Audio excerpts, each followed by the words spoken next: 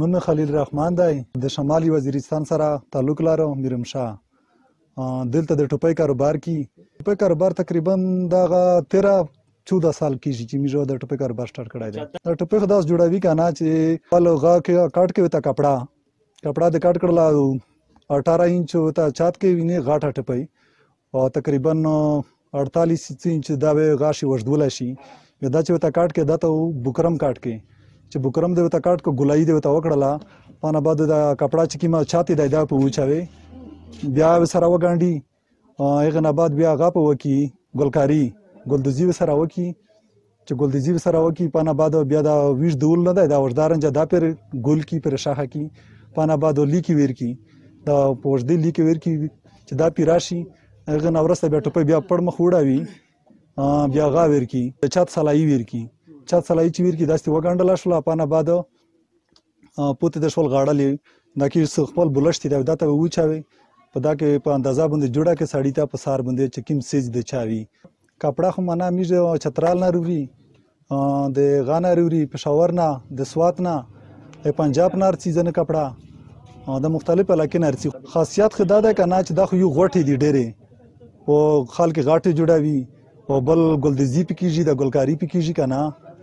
ټوپۍ خو تقریبا 2400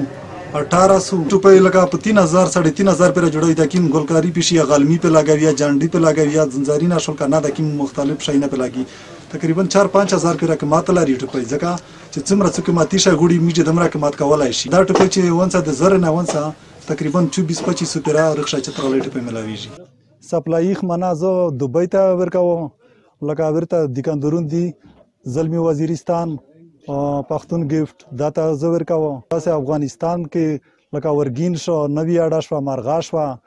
دا انګور اډا شو زامر سک شکای ټانګ ډیر اسماعیل خان ته ورکوي ټول ته مې ورکړی دي بل لکه په ټي سي اس باندې ډیر خلک راچي ته غوړي وځيتا بل ځيتا دا په ټي سي اس باندې ډیر لر لاږي ځکه دا خلک ډیر په مینا غوړي په شاو کې غوړي رمي باندې سیل ډیر کیږي ځکه چې دا شای خلک ګرمه غاد پر استعمالوي چې سوډه د پر ډیر خلک استعمالوي او بل غادو سعودي په ژمي باندې ځکه شاوي چې موسم سړی وي په دا کې بیا استي ګرمي سړی نه پکې شي. دا خپل علاقې کلچر دی بل دا چې چا په سار نه یا سړی سپک باندې ښکاریږي کنه هر سړی دا کوشش کوي چې دا ټوپۍ په سر کړي همیشه چې ولمارو شي کنه یا داسې غارو شي لکه عمران خان رغولای و یا بل داسې غاټ سړی روشي کنه میږ لکه گیفت ورکوي دا ټوپۍ ور په سر وي دا غاسل ته خلک کډر مینوالي زیوته یو لار بار خلک چې روشي دا خوشاله دلته هر سړی چرسي ونه ته جنوبي وزیرستان ته هر سړی دا شاپ مینا په غا باندې خوشاوي. دا ټوپۍ خو لکه د میز خپل کلچر دی اچھا د میز د علاقې چې کوم نوجوانون طبقه دو هغه دا ټوپۍ خوشاوي زه خپل لکه سره غلی یم او انشاءالله دا ټوپۍ خوښوم. بهرحال داسې وي چې د 15-20 سال نه اوله چې کوم ځوانون دي دغه دا ټوپۍ په سره وي میش په هر موسم کې سره وي ځکه چې دغه میش خپل کلچر دی لکه مثال دا میږي استعمالوي او چې څومره د قبایل خلک اکثر چې کوم دي